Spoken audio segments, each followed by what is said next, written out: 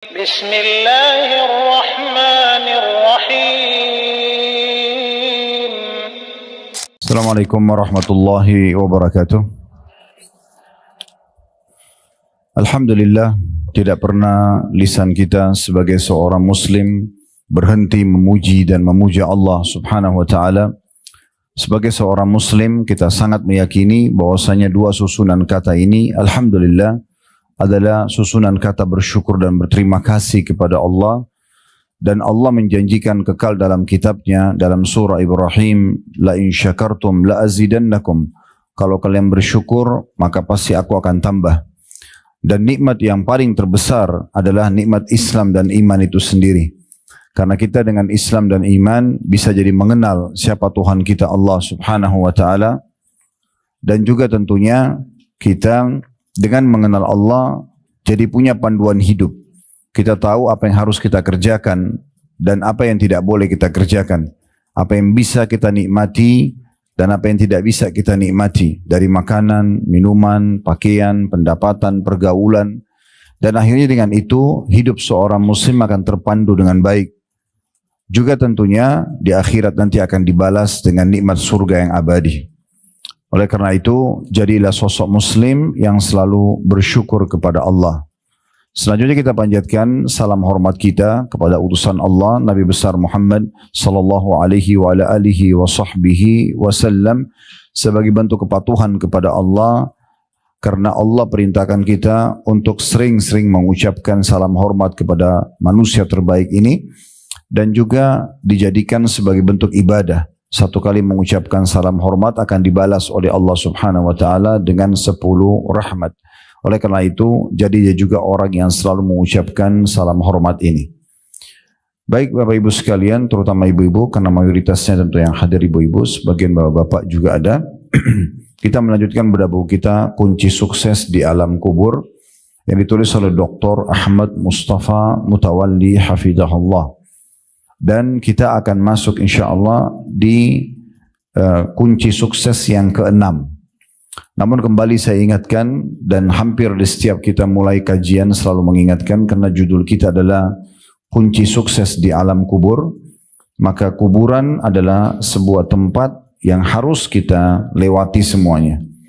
Bagaimanapun Bapak Ibu menjaga kesehatannya, kemudian menjaga makanannya, olahraga, istirahat yang cukup, namun di saat ajal datang, pasti semua kita akan meninggal dunia. Dan semua yang apa kita lakukan selama di dunia, kalau sudah sesuai dengan perintah Allah subhanahu wa ta'ala, maka tentu saja kita akan mendapatkan balasan kebaikannya. Dan siapapun yang melakukan perbuatan buruk, dari yang hal-hal melanggar apa yang Allah telah larang, maka juga dia akan mendapatkan hukumannya. فَمَنْ يَعْمَلْ مِثْقَالَ ذَرَّةٍ خَيْرًا يَرَهُ. Siapa yang buat seperti biji sawi dari kebaikan, maka akan diperlihatkan dan akan dia dapat balasannya. وَمَنْ يَعْمَلْ مِثْقَالَ ذَرَّةٍ شَرًّا يَرَهُ. Dan siapa yang berbuat seperti biji sawi dari keburukan akan diperlihatkan dan juga akan dipertanggungjawabkan atau diberikan hukumannya. Setiap orang di antara kita, Bapak Ibu sekalian, bertanggung jawab tentang dirinya sendiri. Dia yang melakukannya, maka dia akan mendapatkan balasannya. Maka jeli-jelilah dalam memilih perbuatan, pergaulan, sikap, akhlak. Semua ini kita harus menentukan yang terbaik. Dan Islam sudah mengajarkan kepada kita semua yang baik-baik. Kalau Bapak Ibu coba menjadi seorang muslim dan muslimah yang baik, dipastikan hidup kita akan sempurna. Karena yang diperintahkan adalah jujur, amanah, tanggung jawab, bakti sama orang tua, senyum, bersedekah, semua baik-baik. Dan semua dijanjikan dengan balasan-balasan yang sempurna. Semua punya keutamaan. Bahasa ceramah kita punya fadilah. Jadi nggak ada ruginya kita mengerjakan perintah-perintah agama tersebut, karena semuanya baik. Apapun yang agama perintahkan, maka Allah membuat manusia menyukainya. Kita akan suka bergaul dengan orang jujur, orang yang murah senyum, orang yang dermawan, orang yang soleh, kalau bahasa ringkas agama kita, dan soleha. Maka pasti kita akan merasa nyaman, karena kita yakin tidak akan ditipu oleh dia, kita tidak akan disakiti, karena orang ini tahu tentang hukum Allah subhanahu wa ta'ala. Dan ini kita tidak masuk dalam bahasan kita kalau ada kasuistik ya. Misal Bapak Ibu pernah bertemu dengan satu orang di pengajian lalu dia menipu. Nggak boleh dipukul rata. Karena itu dia sendiri, dia pribadi. Umumnya majlis ilmu seperti ini, masjid rumah Allah, orang yang menutup aurat dengan baik, itu adalah orang-orang yang baik. Karena tidak mungkin orang mau luangin waktu duduk ya, sekian lama, sekian jam untuk mendengar, menutup aurat, berhati-hati dalam pendapatan dia di luar sana, kecuali memang karena dia takut kepada Allah Subhanahu wa taala dan dia ingin selamat dari siksa kubur, dari hisab hari kiamat dan masuk neraka. Jadi kalau ada satu dua orang yang salah, itu jangan dijadikan sebagai tolok ukur. Karena memang ada juga sebagian orang yang betul-betul memang tidak ada iman dalam hatinya, dia jadikan majelis ilmu, masjid sebagai tempat untuk menipu, sebagai tempat untuk melakukan pelanggaran-pelanggaran agama, dan itu tidak bisa dijadikan tolok ukur. Karena memang di masa Nabi Muhammad SAW sendiri memang ada orang-orang yang menjadi orang munafik dan ada juga orang yang menjadi pelaku maksiat. Dan di masa Nabi SAW ada pezina yang dicambuk dan dirajam, ada pencuri dipotong tangannya, ada pembunuh dihukum mati, ada juga pelanggar-pelanggar. Tapi mereka tidak bisa dijadikan sebagai tolok ukur kalaupun mereka masuk di komunitas yang baik. Ya. Begitu juga teman-teman sekalian, orang yang melakukan dari keburukan-keburukan, Allah buat di mata manusia dibenci. Pasti kita tidak nyaman bergaul sama pembohong, orang yang kasar, orang yang suka menipu. Sekali aja kita tahu dia punya sifat buruk itu, maka mungkin kita sudah menjauh dari dia. Allah buat memang perbuatan-perbuatan buruk yang Allah haramkan dibenci oleh manusia. Jadi kalau Bapak Ibu sekalian menjadi wanita yang saleh dan laki-laki yang saleh, pastikan Anda akan dicintai oleh makhluk dan dicintai oleh Allah Subhanahu wa taala. Dan kalau Anda buat pelanggaran-pelanggaran agama, Allah benci dan Allah buat makhluk benci. Makanya dalam sebuah hadis yang sahih kata Nabi SAW, kalau Allah mencintai seorang hamba karena kekuatan imannya, ilmunya dan amal solehnya, yang paling pertama Allah panggil Jibril alaihissalam. Lalu Allah mengatakan, hai Jibril, sungguhnya aku mencintai fulan, cintailah dia. Allah suruh Jibril mencintai kita. Kemudian lalu Jibril menyeru di langit sambil mengatakan, ya, sesungguhnya, dan disuruhkan juga di bumi, sesungguhnya Allah telah mencintai fulan, maka cintailah dia. Maka dia pun dicintai oleh seluruh makhluk di langit sana dan juga di bumi. Ya.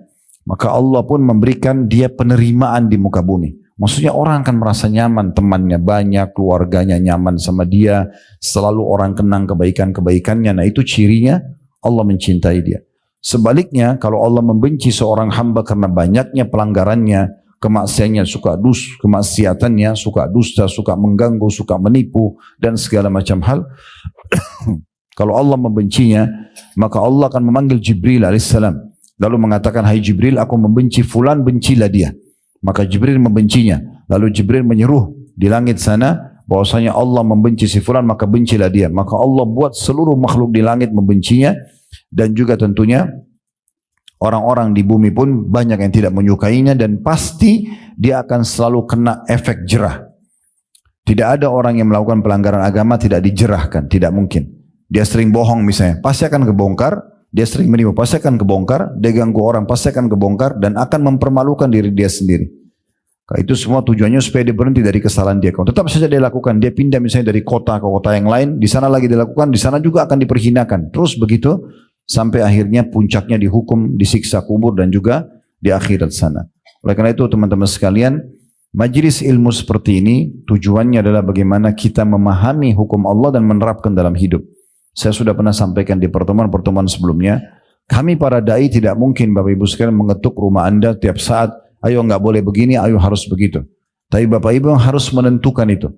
Datang ke majelis ilmu seperti ini atau dengarkan sekarang di media, dan dengarkan dengan tulus dan ikhlas dengan tujuan supaya Bapak Ibu punya panduan hidup. Juga poin penting, setiap kali kita adakan pengajian seperti ini, apapun yang sedang kita bahas, berarti kita membahas ini untuk ke depan.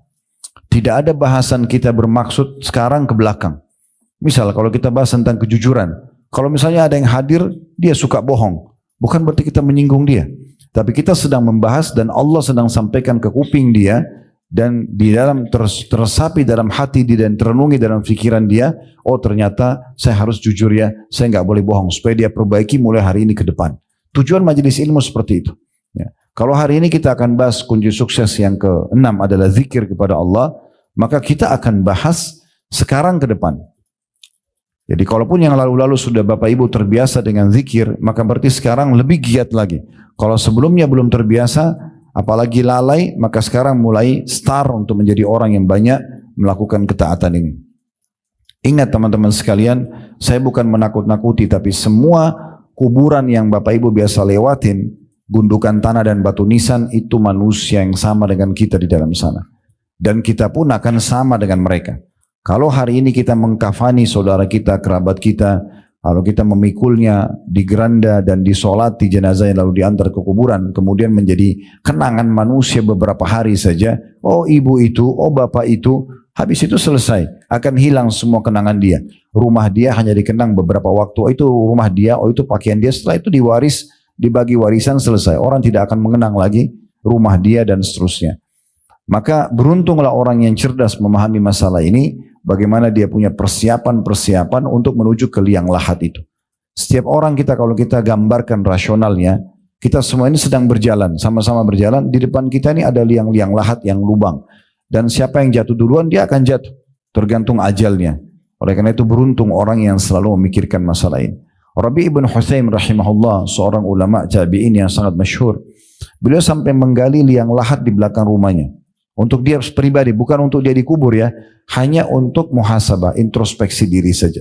Beliau setiap malam masuk di situ lalu kemudian membaca firman Allah Subhanahu wa taala dalam surah Al-Mu'minun, qala rabbirji'un la'alli a'malu salihan fima tarakt. Ya Allah, kembalikanlah aku ke dunia, ya hidup lagi. Ini bagi orang yang sudah meninggal, apalagi dalam keadaan kafir, dia nyesal-nyesal. Lalu dia mengatakan, wahai Tuhanku, kembalikan aku di dunia. Semoga saja aku bisa melakukan amal-amal saleh yang dulu pernah aku tinggalkan. Tapi Allah mengatakan, kalla innaha kalimatun huwa qailuha wa min warai barzun ila yaumi yub'atsun. Itu hanya perkataan yang mereka ucapkan dan mereka sudah berada di alam yang ada barzakhnya. Barzakh itu berarti pemisah antara dia dengan kehidupan dunia. Jadi orang-orang di kuburan itu, walaupun dia manusia seperti kita biasa, tapi sudah nggak bisa buat apa-apa. Mereka berada di alam yang sendiri dan diletakkan oleh Allah dinding sehingga mereka tidak bisa interaksi sama kita lagi. Mereka tidak bisa lagi beramal, mereka tidak bisa lagi bertaubat, mereka tidak bisa lagi interaksi sama kita. Beruntunglah mereka yang sudah punya amal-amal yang mereka perbanyak semasa hidup sehingga menemani di kuburan, dan rugilah orang yang akhirnya menyia-nyiakan amal saleh. Juga kembali saya ingatkan, penyesalan di hari kiamat terjadi pada 3 orang. Yang pertama, yang abadi penyesalannya. Orang kafir, orang munafik, orang musyrik. Meninggal dalam keadaan ini menyesal abadi karena masuk ke neraka selamanya. Dikubur disiksa, di neraka disiksa dan tidak bisa keluar. Sampai dalam sebuah hadis yang sahih disebutkan, nanti ahli neraka akan menyuruh memanggil para penjaga neraka dari kalangan malaikat, tolong minta sama Allah ringankan buat kami. Malaikat tidak jawab sekian puluh tahun, ya, nggak dijawab oleh malaikat. Terus disiksa 24 jam non-stop, tidak ada istirahatnya. Kalau penjara manusia di dunia ini masih ada waktu tidur, waktu istirahat, waktu ke kamar mandi, waktu makan, waktu olahraga. Di neraka nggak ada itu. Disiksa 24 jam dan non-stop. Nggak ada negosiasi. Mereka panggil malaikat puluhan tahun nggak dijawab. Setelah itu pun malaikat mengatakan jangan pernah kalian bicara. Nggak ada negosiasi. Tetap disiksa.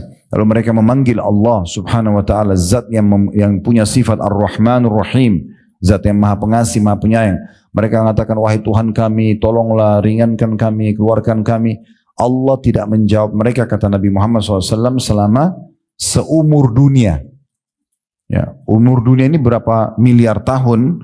Ya, perlu kita tahu ya, kita ini manusia makhluk terakhir Bapak Ibu sekalian. Sebelum kita sudah ada jin, sudah ada hewan-hewan, sudah ada air. Ini semuanya sudah ada sebelum kita. Ya, Allah sudah ciptakan. Makanya waktu Allah ciptakan Nabi Adam, iblis sudah ada, malaikat sudah ada. Dalam surah Al-Baqarah waktu iblis atau malaikat disuruh sujud, iblis menolak, kan gitu. Jadi ini semua bukan hal yang baru gitu, ya. Semua ini sudah ada sebelumnya. Maka kita makhluk terakhir, ya. Dan kita harus paham masalah ini teman-teman sekalian, supaya kita jangan sampai terlalaikan terus-menerus, ya. Karena kalau terlalaikan terus-menerus akan menyesal nantinya. Akan sangat menyesal, bukan cuma menyesal, akan sangat menyesal nantinya. Jadi kita harus renungi sama-sama, kita harus punya persiapan betul-betul dan kita harus selamatkan diri kita. Karena kalau tidak jadi masalah, ya, kita akan jadi masalah buat diri kita sendiri. Perbanyak amal soleh dan kalau ada kesempatan dikasih umur, maka perbanyak taubat dari dosa-dosa yang lalu supaya tidak ada hisabnya nanti hari kiamat. Sebelum datang waktu kita tidak bisa lagi berbuat apa-apa, tidak bisa lagi kita selamatkan diri kita. Jadi penyesalan yang pertama adalah orang-orang kafir, munafik dan musyrik yang abadi. Mereka tidak bisa lagi keluar dari neraka itu dan disiksa selamanya. Lalu kita kembali ke riwayat tadi, maka mereka memanggil Tuhan mereka Allah, zat yang maha pengasih dan maha penyayang, tapi Allah tidak menjawab mereka seumur dunia. Setelah itu pun Allah menjawab mereka, ikhsa'u fiha wa la tukallimun. Ya, terhinalah kalian di dalam neraka itu, tinggallah di situ selamanya dan jangan pernah kalian bicara dengan aku. Jadi setelah disiksa seumur dunia, Allah juga menjawab begitu. Karena banyak orang lupa. Mereka cuma tahu sifat Allah Ar-Rahman Ar-Rahim, Allah Maha Pengasih, Maha Penyayang, tapi mereka lupa Allah juga Syadidul Iqab. Allah itu sangat berat siksaannya. Ya, Bapak Ibu bisa rasakan siksaan itu. Kita sekali bohong, bisa saja Allah buat kita gelisah sebulan. Siksaan Allah itu berat. Sekali orang buat salah, Allah buat dia masalah rumah tangganya misalnya sekian tahun. Banyak masalahnya. Padahal sebenarnya cuma karena masalah mungkin pernah bohong sekali, mungkin dia pernah menipu sekali, mungkin dia pernah mukul sekali, sudah cukup Allah buat dia berhari-hari gelisah.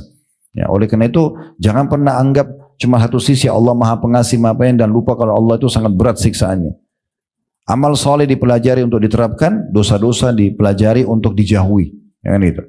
Golongan kedua yang menyesal adalah orang-orang mukmin yang banyak dosanya sehingga dosanya lebih berat daripada amal solehnya. Dikenal dengan usatul mukminin. Jadi dia sholat, ya tapi dia juga masih berbuat dosa-dosa yang lain. Sehingga nanti pada saat ditimbang amalnya hari kiamat, dosanya lebih berat. Misalnya dosanya 10.000, amal solehnya 9.000, dia harus disiksa dulu untuk membersihkan 1.000 atau 1.500 dosanya. Orang ini juga menyesal, karena harusnya dia tidak perlu masuk ke neraka. Kalau dia tidak buat dosa itu kan dia bisa masuk ke surga langsung. Cuma penyesalannya tidak ada manfaatnya, sampai nanti nikah bersih dosanya atau mendapatkan syafaat pertolongan yang Allah izinkan. Nah, golongan ketiga ini yang kita garis bawahi adalah orang-orang mukmin yang masuk ke surga. Mereka enggak masuk neraka, mereka masuk surga dari awal. Tetapi banyak sekali amal-amal soleh yang mereka sia-siakan selama di dunia. Misalnya lewati kotak amal masjid enggak sumbang, lihat orang miskin enggak beri, azan dikumandangkan enggak sholat sunnah qobliyah misalnya, sunnah-sunnah lah, bukan yang wajib ya. Tapi nanti dia nyesal, karena ternyata kalau dia kerjakan, dia akan dapat derajat lebih tinggi dari apa yang dia dapatkan sekarang gitu.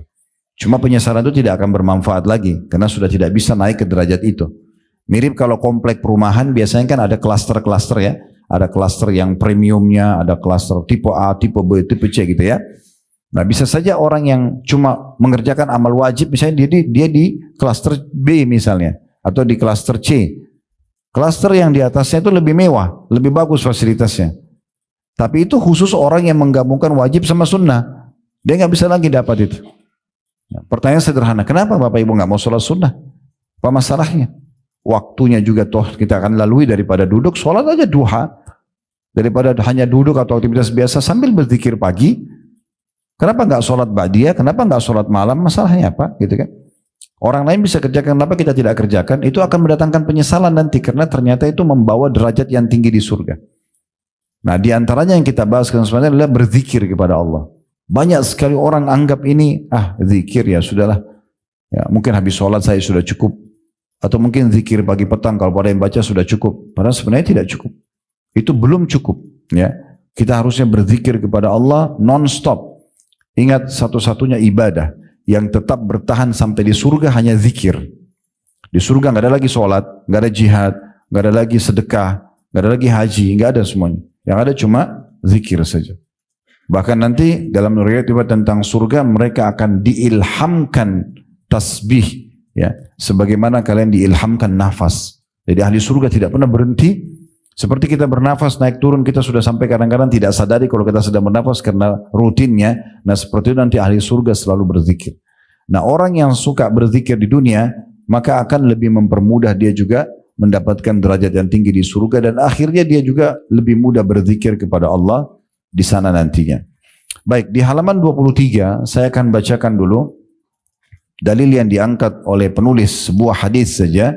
Nanti baru kita insya Allah lanjutkan dengan syarah dan penjelasan lebih jauh, yaitu kunci sukses yang keenam, selamatkan dari siksa kubur, berzikir atau mengingat Allah. Disebutkan hadis dari Mu'adz bin Jabal. Mu'adz bin Jabal radhiyallahu anhu, beliau mengatakan, "Ma'amila adamiyun amalan anjalahu min azabillahi min dzikrillah."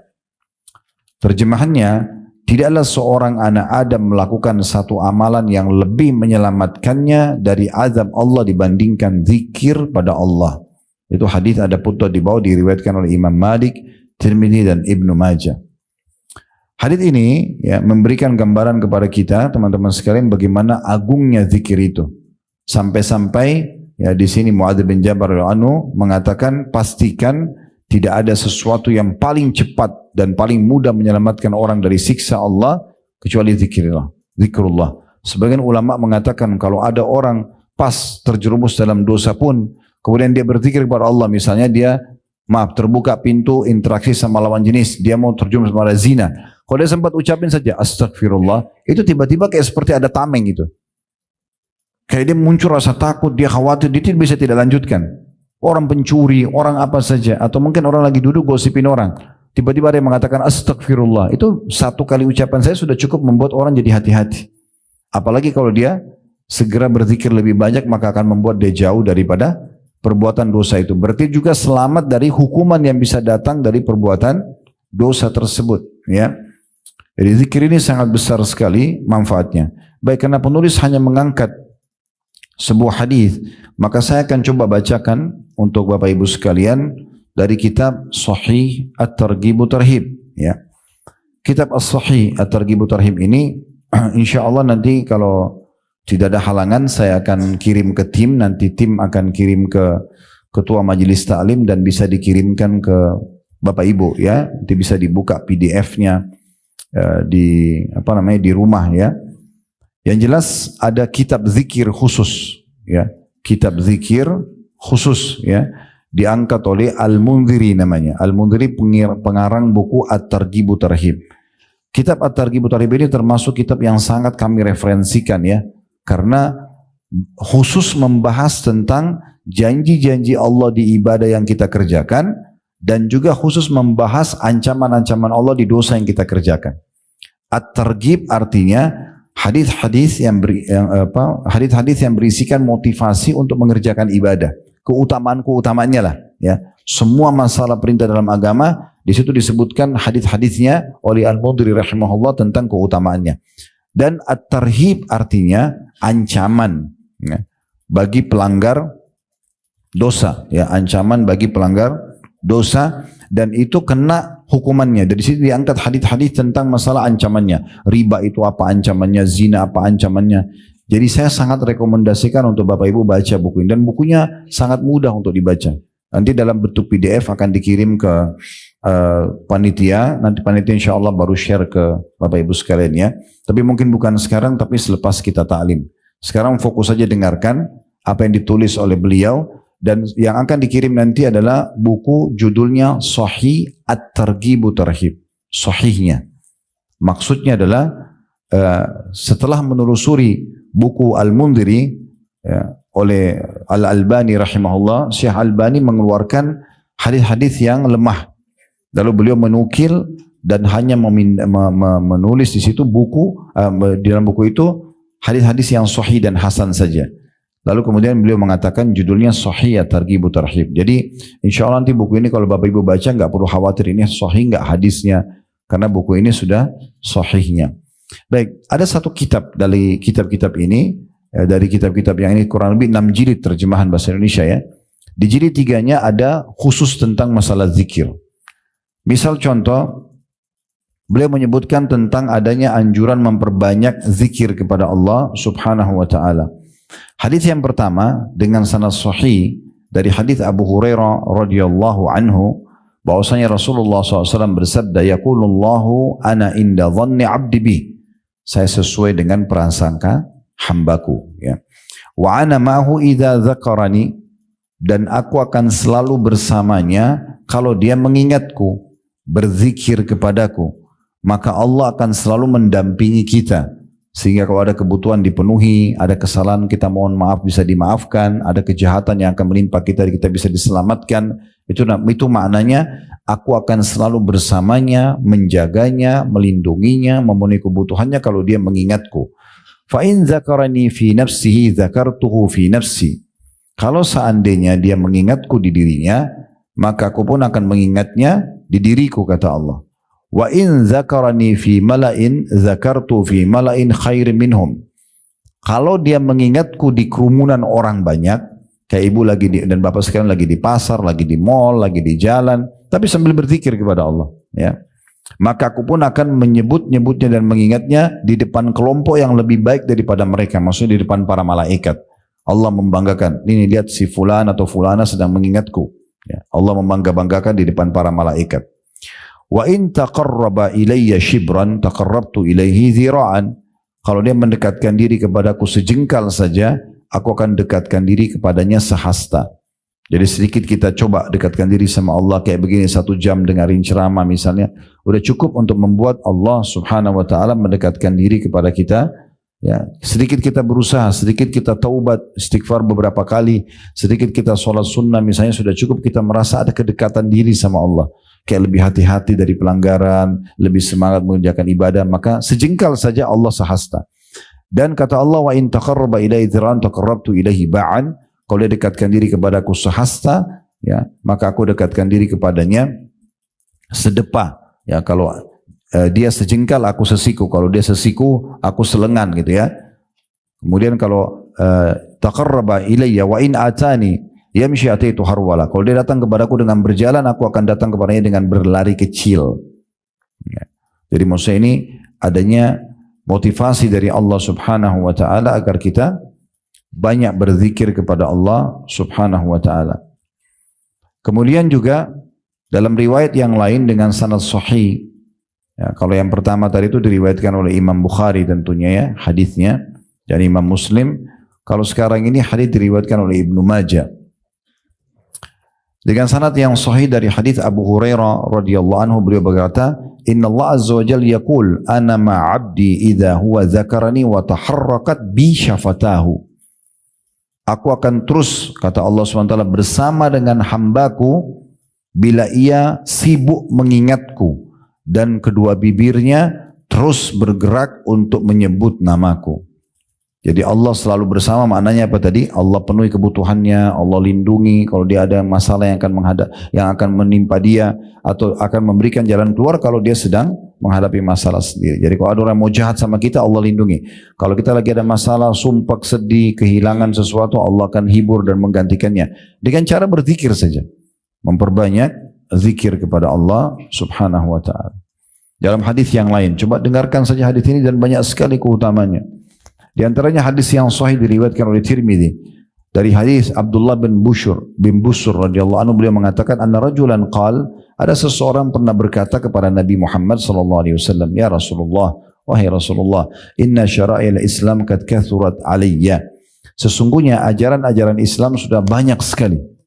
Maksudnya saya ini mau kerjakan yang mana saya harus pilih dan sudah terlalu banyak, ragamnya banyak. Lalu dia mengatakan, fa akhbirni bi syai'in atashabbathu bihi. Tolong beritahukan kepadaku di antara semua amalan-amalan itu yang mana yang paling aku harus fokus. Tetap kerjakan, tapi kira-kira aku jangan tinggalkan apa? Supaya betul-betul bisa mendapatkan rahmat Allah, dapat pengampunan, bisa selamat di dunia, datang rezekinya, semua masalah yang bisa terpecahkan di akhirat juga selamat. Maka kata Nabi SAW, qala la yazalu lisanuka ratban min dzikrillah. Ya, kalau kau pengen itu, maka jadikan lisanmu agar selalu basah, ya, berzikir kepada Allah Subhanahu wa taala. Dalam riwayat yang lain juga, teman-teman sekalian, ya, hadis Muadz bin Jabal radhiyallahu anhu, beliau mengatakan, inna akhira kalamin faraktu alaihi Rasulullah sallallahu alaihi wasallam. Sesungguhnya perkataan terakhir sekali dari nasihat Nabi untukku. Muadz bin Jabal ini sahabat Nabi yang mulia dan salah satu dai Nabi. Beliau mengatakan sesungguhnya yang akhir nasihat Nabi sampai kepadaku yaitu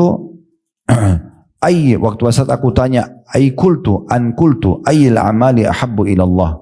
Aku sempat bertanya, ya Rasulullah, amal apa yang paling Allah cintai? Maka kata Nabi SAW, antamuta wa lisanuka ratbun min dzikrillah. Engkau meninggal dunia dalam kondisi, ya, lisanmu sedang berzikir kepada Allah. Jadi itu amal yang paling luar biasa bisa menyelamatkan dirimu. Dalam hadis yang lain diriwayatkan oleh Ahmad dan ini disahihkan oleh Syekh Albani dari hadis Abu Darda radhiyallahu anhu. Rasulullah SAW bersabda, ala unabbiukum bi khairi amalikum.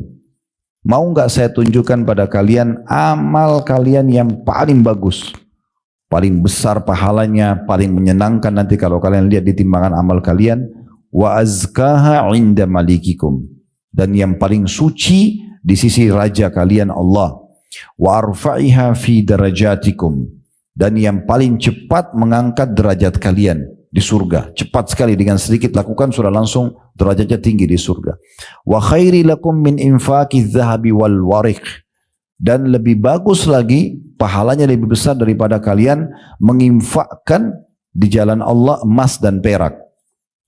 Ini yang akan dilakukan lebih baik bahkan daripada berinfak dengan emas dan perak. Kita bisa bayangkan kalau kita keluarkan emas dan perak dengan Allah, berapa besar pengorbanan kita. Ini lebih bagus lagi. Wa khairi lakum min an talqaw aduwakum fatadribu anaqahum wa yadribu anaqakum.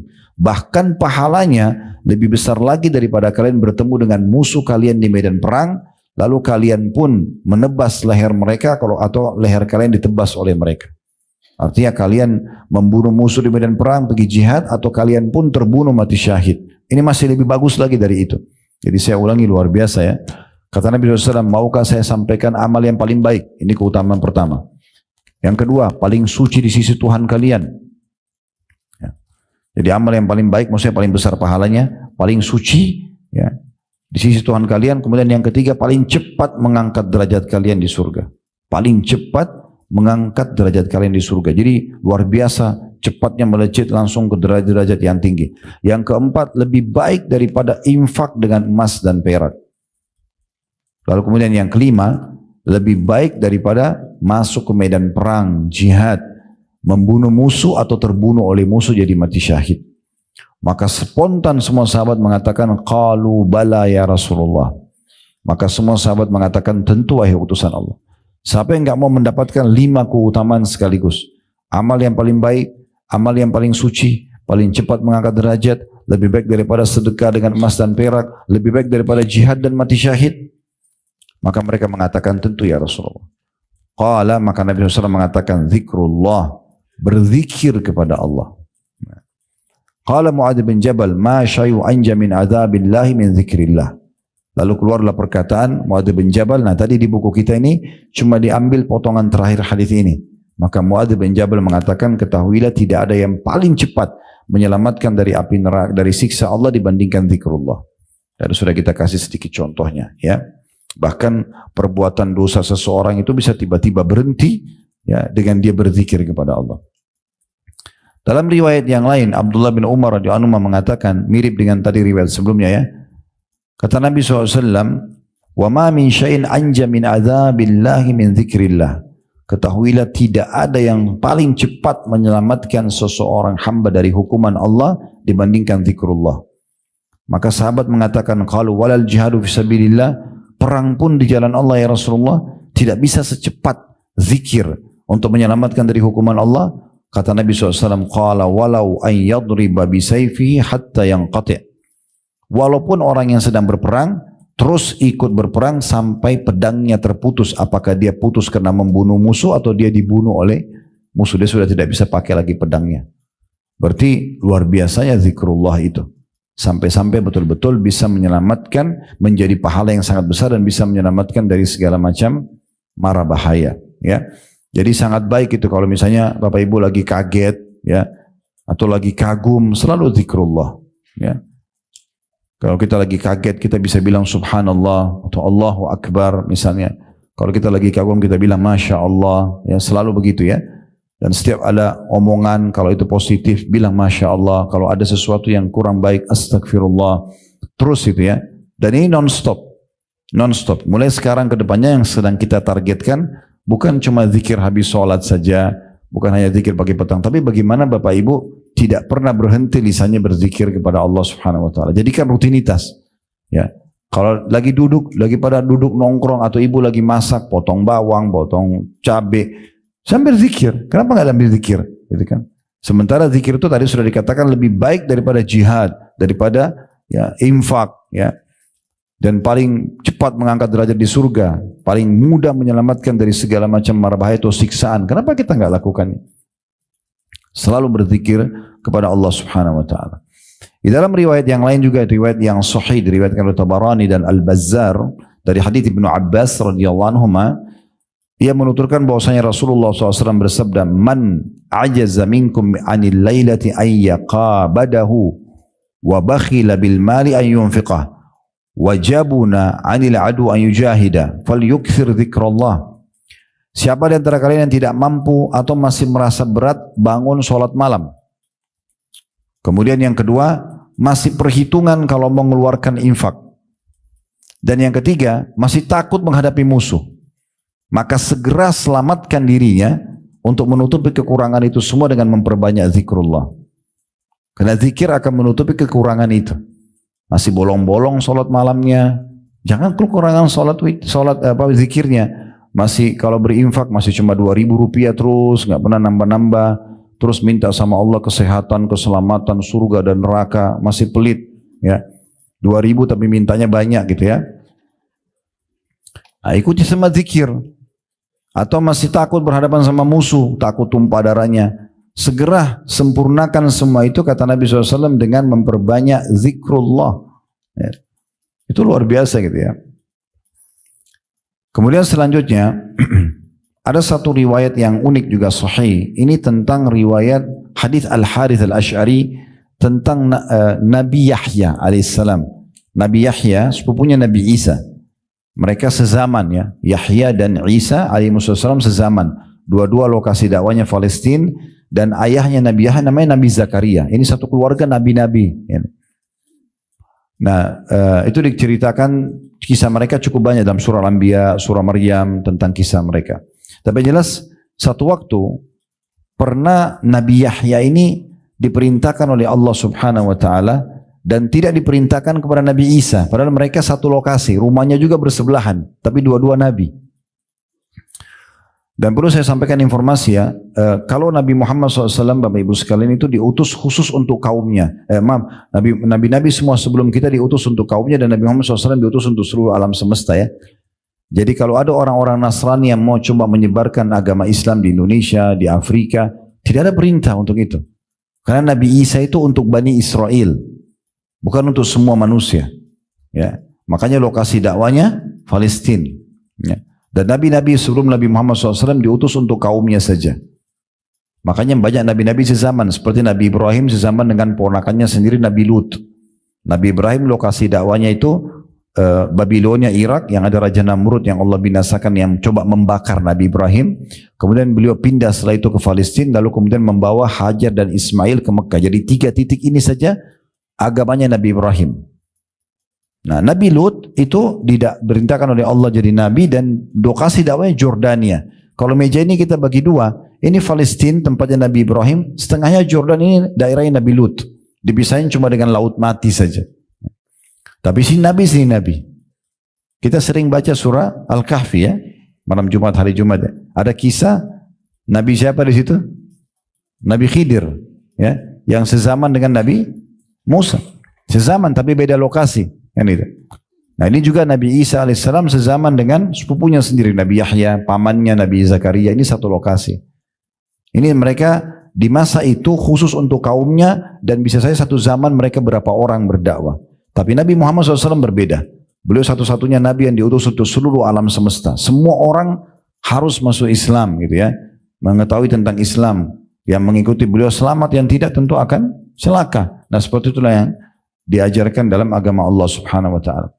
Nah, kita kembali kepada hadis kita.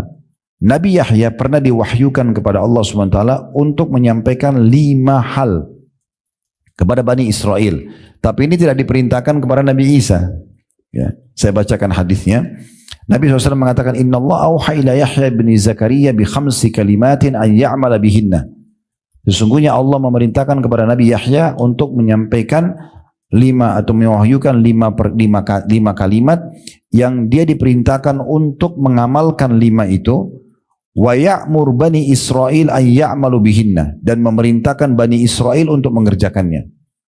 Berarti di sini khususkan untuk Bani Israel. Tapi karena Nabi Muhammad SAW menukil kepada kita, kalau beliau sudah sampaikan berarti bagian juga daripada hal yang kita dianjurkan ya. Faka'anna abta'a bihinna, tapi Nabi Yahya terlambat dalam menerapkannya. Begitu terima wahyu nggak langsung diterapin untuk dirinya, nggak langsung disampaikan. Fa'atahu Isa faqal inna Allah amaraka bi khamsi kalimatin an ta'mala bihinna. Lalu Nabi Isa diperintahkan oleh Allah untuk menegur Nabi Yahya.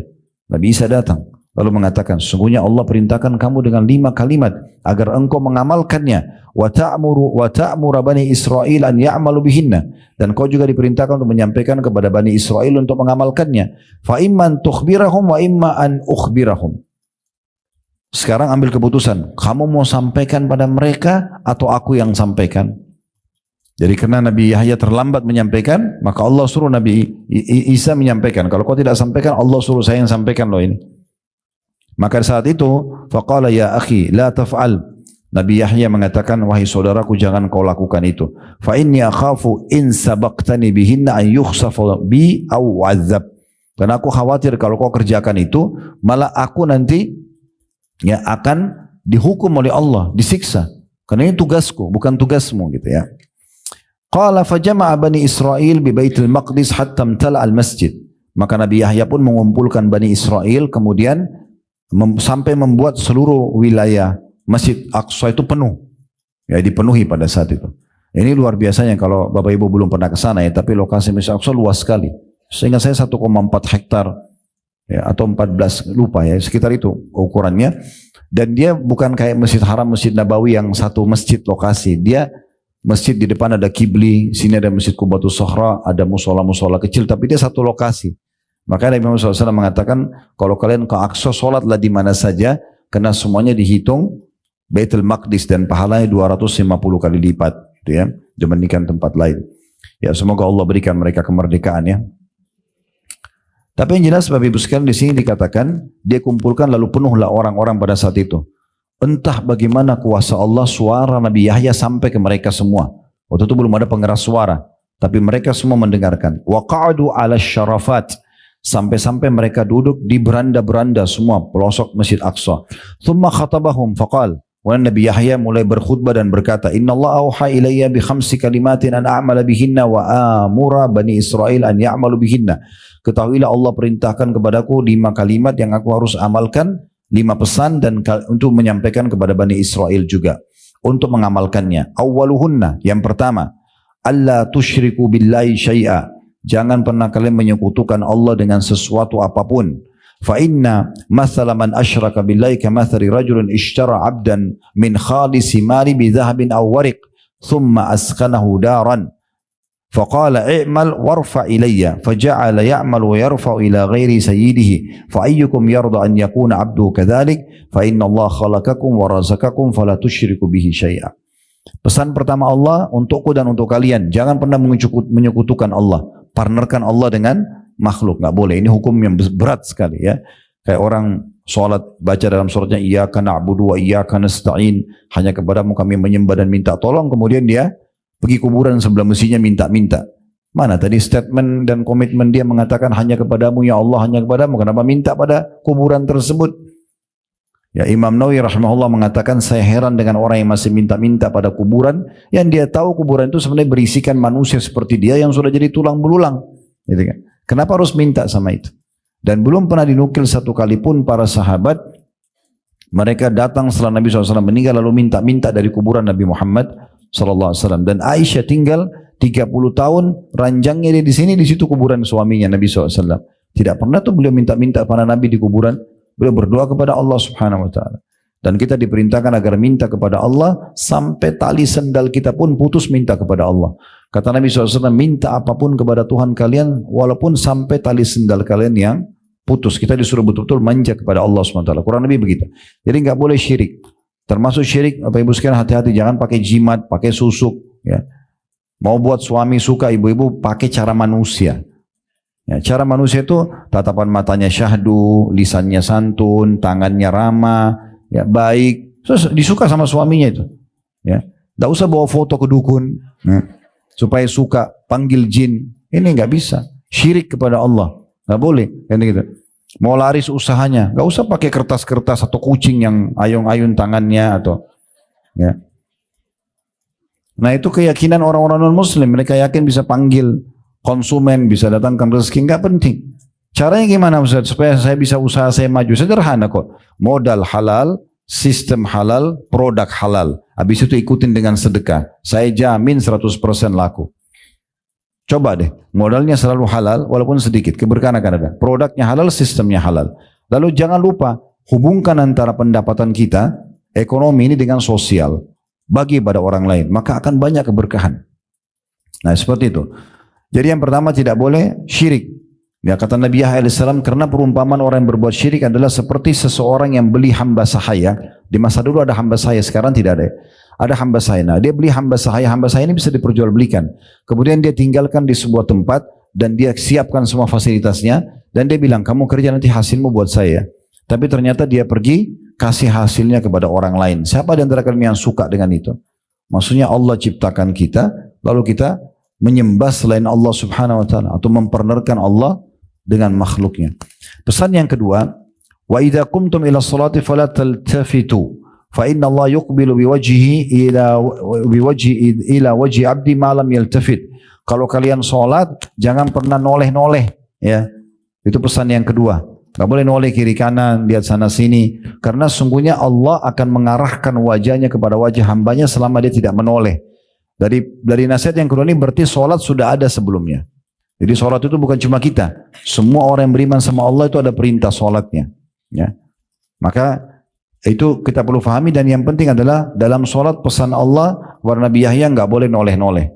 Ya. Dan dalam hadis yang lain, seorang hamba pada saat dia membuka matanya dan mengarahkan ke tempat sujudnya, maka Allah memandang wajahnya sampai dia mengalihkannya. Atau makna hadis begitu. Yang ketiga, wa amurukum bisyami, dan saya perintahkan kalian untuk selalu menjaga puasa.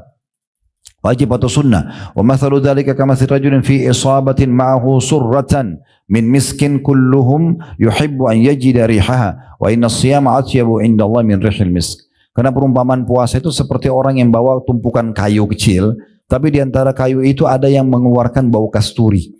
Maka orang coba cari kayu yang mana nih? Ketahuilah kayu yang kasturi itu adalah puasa. Maksudnya dia amal yang mendatangkan bau yang sangat wangi dan besar pahala di sisi Allah. Yang keempat, wa amurukum bis sadaqah, dan saya perintahkan kalian juga untuk bersedekah. Wa mathalu dzalika kamathali rajulin asarahu al-adu fa'awsaku yadahu ila unuqi wa qarrabu liyadribu unuqa faja'ala yaqul hal lakum an afdi nafsi minkum wa ja'ala yu'til qalila wal katsira hatta fadha nafsahu. Aku perintahkan kalian sedekah karena perumpamaan orang sedekah seperti orang yang ditangkap oleh satu kelompok musuh, tangannya dibelenggu di lehernya dan didatangkan di sebuah tempat untuk dipenggal lehernya. Tetapi dia mengatakan, dia negosiasi, dia mengatakan, mau enggak saya tidak dipenggal tapi dengan cara saya tebus diri saya dengan harta saya. Maka dia terus menebus dengan sedikit dan banyak sampai akhirnya dia selamat gak jadi dipenggal. Nah di sini ulama memaknakan, maknanya orang kalau sering sedekah, maka sedekah itu juga akan membantu dia supaya tidak kena hukuman-hukuman Allah subhanahu wa ta'ala. Nah yang terakhir ini jadi saksi bahasan kita yang kelima, wa amurukum bizikrillahi katsira. Dan aku perintahkan kepada kalian agar berzikir kepada Allah, tapi dengan zikir yang banyak. Bukan kapan ada waktu, tapi memang dia harus meluangkan waktunya. Bukan kapan dia mau, tapi memang dia harus maukan dirinya. Dia paksakan, ya. Bukan hanya sekedar kewajiban, misalnya yang dibebankan, misalnya habis sholat subhanallah 33, alhamdulillah 33, Allah akbar. Tapi dia zikir lebih banyak daripada itu. Selepas tentunya sholat, ya, karena kalau ada penentuan jumlah, tempat, waktu, ya kita tidak boleh tambah dan kurangi. Nabi SAW mengatakan zikir habis sholat subhanallah 33, alhamdulillah 33, Allah akbar 33. Jangan bilang oh saya mampu baca 35. Nabi sudah tentuin jumlahnya, tempatnya dan jenisnya, udah. Tapi baca subhanallah selain habis sholat boleh banyak, boleh 100, boleh 1000 gitu kan. Nah kata Nabi Yahya, yang kelima adalah saya diperintahkan untuk mengamalkan dan kalian juga amalkan untuk banyak berzikir kepada Allah. Wa mathalu dzalika kamathali rajulin talabahu al-adu sira'an fi athari. Karena perumpamaan orang yang berzikir seperti orang yang sedang dikejar oleh musuh dan musuh berhasil mendapat jejaknya. Artinya dia sudah akan dibunuh oleh musuh. Hatta ata hisnan hasina, sampai dia menemukan sebuah benteng yang kokoh. Fa ahraza nafsahu fihi, maka dia masuk melindungkan dirinya dalam benteng tersebut. Wa kadzalikal abdu la yanju minasyaitani illa bidzikrillah. Oleh karena itu ketahuilah seperti itulah perumpamaan seorang hamba, dia tidak akan mungkin selamat dari syaitan kecuali dengan zikrullah. Jadi ini poin teman-teman sekalian yang juga perlu digarisbawahi berumpamaan dengan zikir. Di antaranya juga hadis Nabi SAW dengan hadis yang sahih dari hadis Abu Musa al-Ash'ari radhiyallahu anhu. Nabi SAW bersabda, "Mathalul ladzi yadhkuru rabbahu wal ladzi la yadhkuru rabbahu mathalul hayy wal mayyit." Perumpamaan orang yang berzikir kepada Allah dengan orang yang tidak berzikir kepada Allah seperti orang yang hidup dan orang yang mati. Kita bisa bandingkan, orang yang hidup masih bisa melihat, bisa ngomong, bisa aktivitas, yang mati sama sekali tidak bisa. Di dekat kantor kami pernah sholat Jumat, dan kebetulan saya duduk di saf itu ada jenazah mau disolatin habis Jumat. Sebelahnya karena tempatnya mestinya kecil, nggak besar, jadi paling pojok misalnya sebelah sana ditaruh ada geranda jenazah, di saf awal ini semua orang sholat gitu. Terus saya kebetulan melihat kondisi itu sambil mendengarkan khutbah, sambil saya merenung gitu. Subhanallah, orang yang jadi di geranda sekarang yang sebentar lagi mau disolatin ini manusia seperti kita. Baru beberapa jam yang lalu dia masih bisa sholat, masih bisa zikir, masih bisa segala macam. Tapi sudah mati, udah nggak bisa buat apa. Andai saja dia dikasih kesempatan ngomong, pasti dia akan bilang, saya juga mau ikut sholat, ya, saya juga mau berzikir gitu kan. Tapi sudah tidak bisa. Nah kemudian saya coba renungi hadis ini. Perumpamaan orang yang berzikir dan orang yang tidak berzikir seperti orang yang mati dan orang yang zikir hidup. Orang yang mati itu adalah orang yang tidak berzikir. Artinya betul-betul perbedaannya antara langit sama bumi. Akan sangat banyak penyesalan dari orang yang tidak berzikir kepada Allah di hari kiamat nanti, karena seperti orang yang vakum, dia tidak bergerak, tidak bisa beraktivitas apa-apa dibandingkan dengan orang yang banyak berzikir. Dalam riwayat lain, rumah, ya, perbedaan perumpamaan antara rumah yang banyak berzikir kepada Allah dan tidak zikir seperti rumah orang mati dan orang yang hidup. Ya, seperti orang hidup itu kan ada lampu, ada kehidupan, ada ngobrol. Nah seperti itu orang berzikir sama kuburan yang memang tidak ada orang di sana gitu ya. Kemudian selanjutnya mungkin saya tutup dengan ini ya, tentang masalah tentu banyak sekali hadis, tapi kita tidak bisa baca semua. Nanti Bapak Ibu bisa murajaah di kitab zikir yang tadi saya bilang, yang akan kita coba kirimkan ya.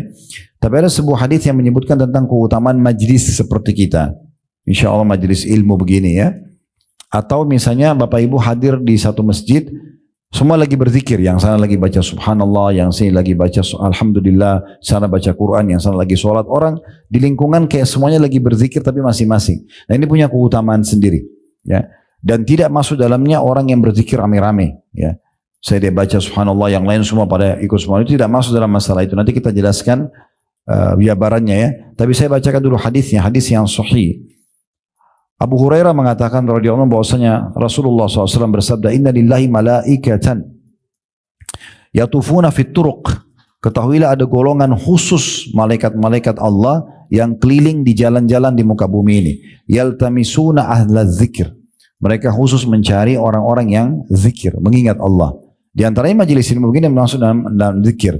Atau orang baca Quran, atau orang berzikir, baca subhanallah, alhamdulillah, atau orang lagi sholat, itu semua dianggap zikrullah, bagian daripada zikir kepada Allah ya.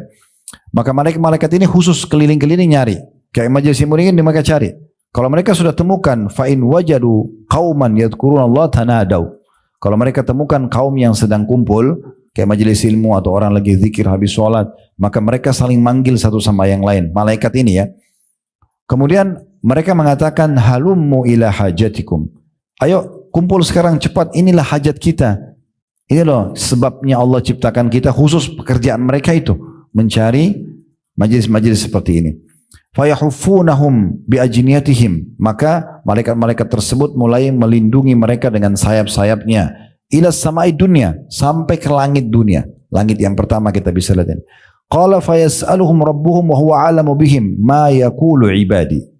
Maka Allah pun bertanya kepada para malaikat tersebut sambil mengatakan, dan Allah lebih tahu sebenarnya. Allah bertanya ini bukan Allah tidak tahu, tapi Allah memang menugaskan malaikat, lalu Allah tanyakan kepada mereka, apa yang diucapkan oleh hamba-hambaku itu?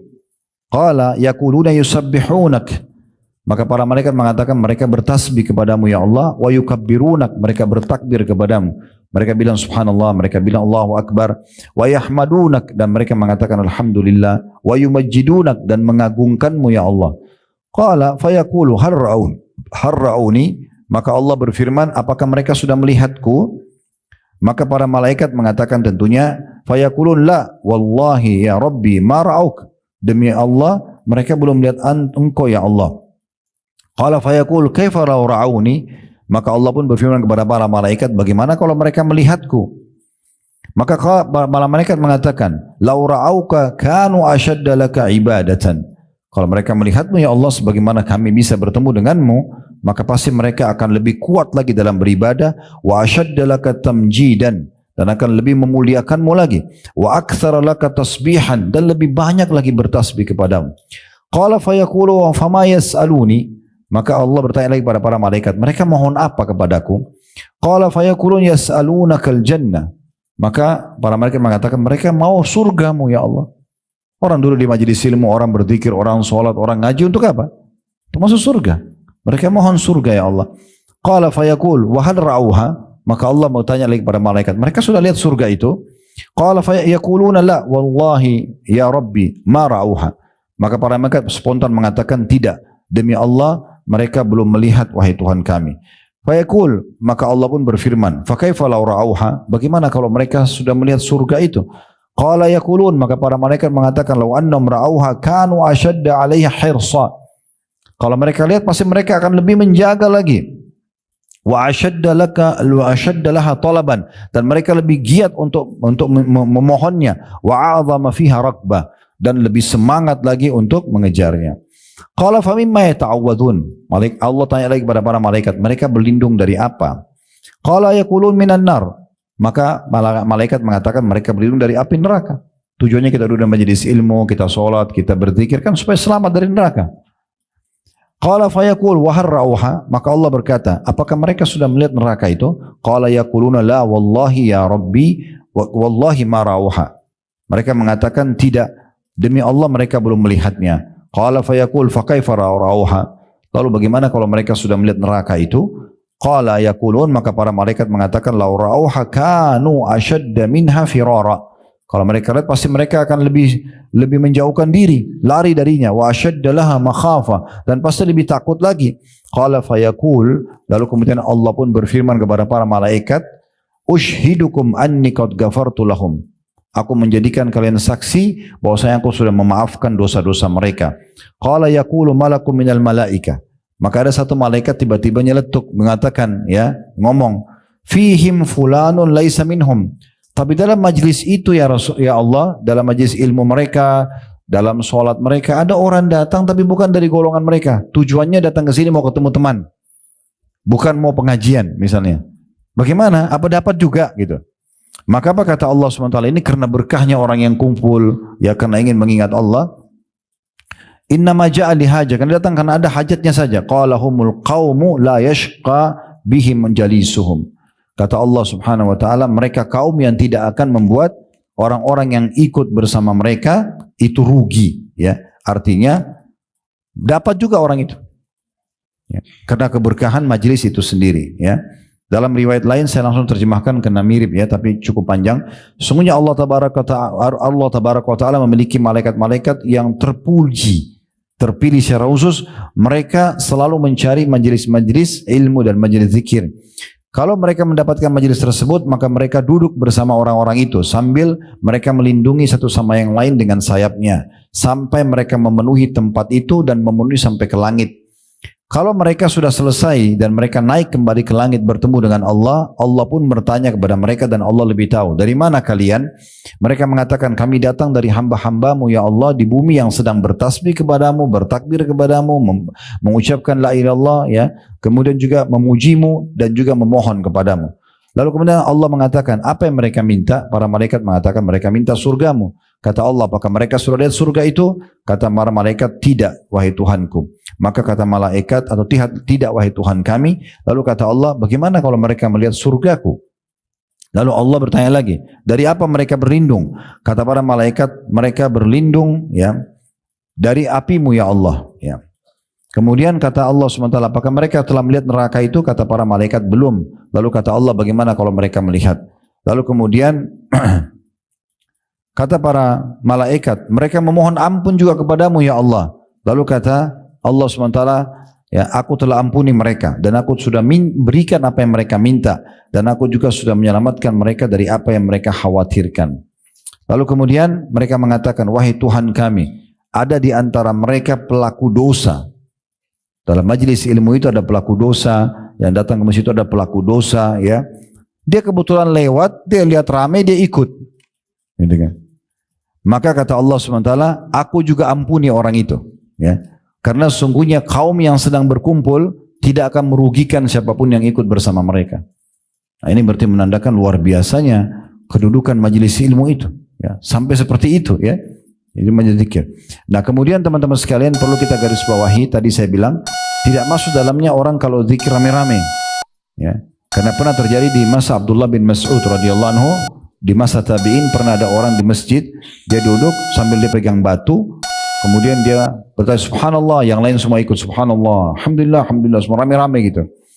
Lalu kemudian Abdullah bin Mas'ud menegur sambil mengatakan, begitu cepatnya kecelakaan dan kebinasaan bisa pada kalian.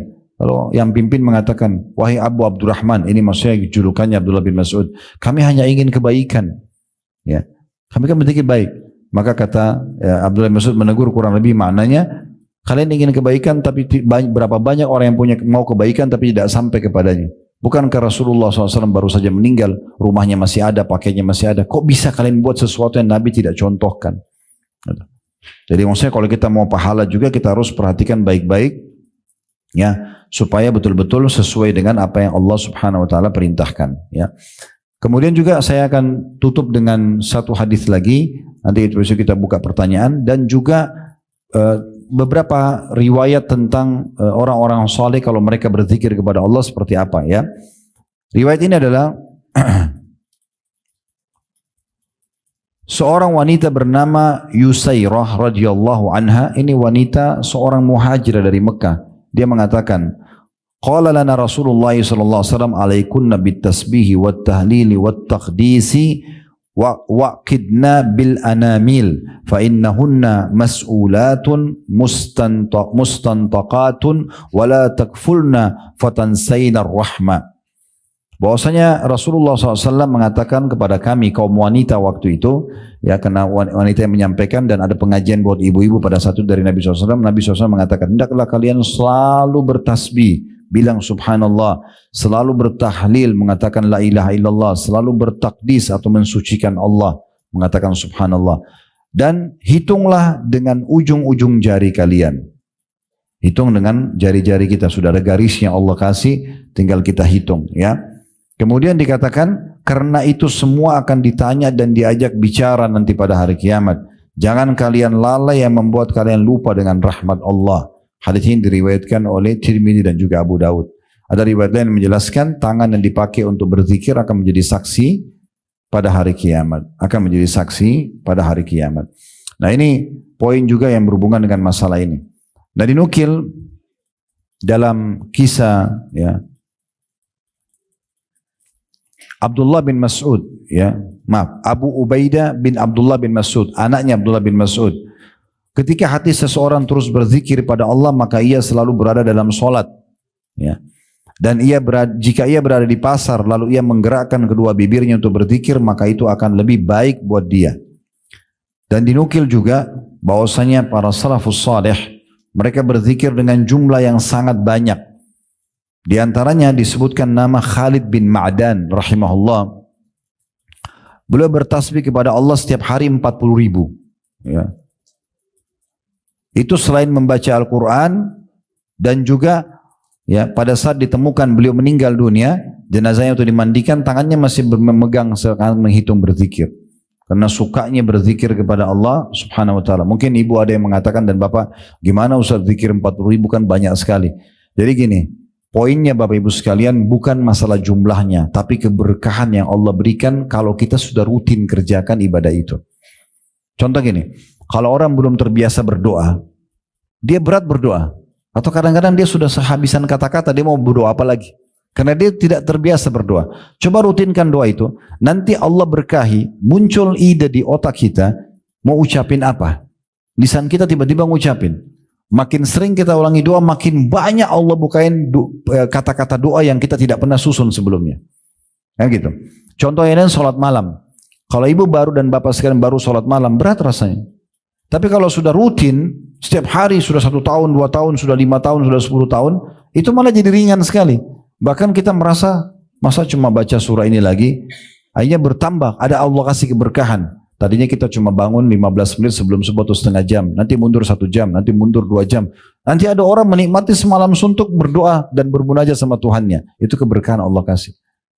Utsman bin Affan radhiyallahu anhu membaca Al-Quran di sholat witir terakhir itu 30 juz Al-Quran. Kan bagaimana caranya? Yaitu keberkahan. Yang biasa Bapak Ibu baca Qul Huwallahu Ahad, yaitu Utsman bin Affan 30 juz. Ya. Iya betul itu. Coba itu Ibu dan Bapak sekalian tinggal ketik di Google tentang kisah Utsman bin Affan. Beliau mengkhatam di witir rakaat terakhir. Bukan witir 3 rakaat ya. Rakaat terakhirnya itu baca 30 juz. Gimana ceritanya? Keberkahan. Allah kasih keberkahan. Contoh yang lain, kita tidak pernah sedekah.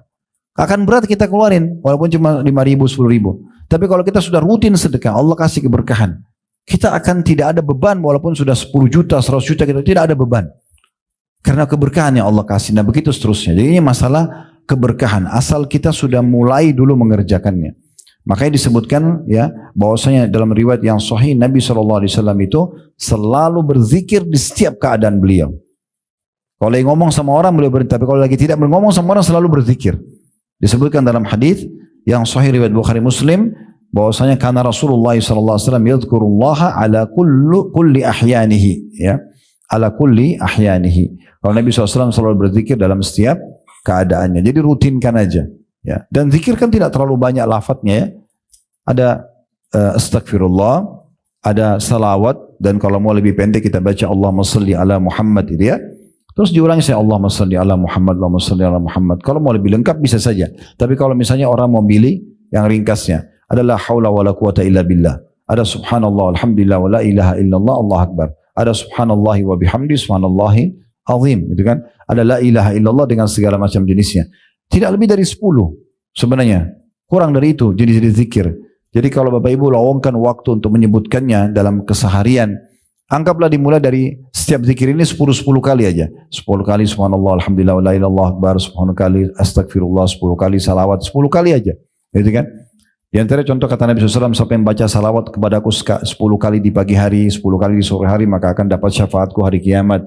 Pelan-pelan nanti tingkatkan jadi 20, jadi 30, nanti terus menerus akan lebih banyak dari itu insya Allah. Kapan kita Allah melihat keikhlasan kita, maka Allah akan mudahkan kita tentunya untuk ya, mendapatkan keberkahan di jenis ibadah itu. Allahu a'lam.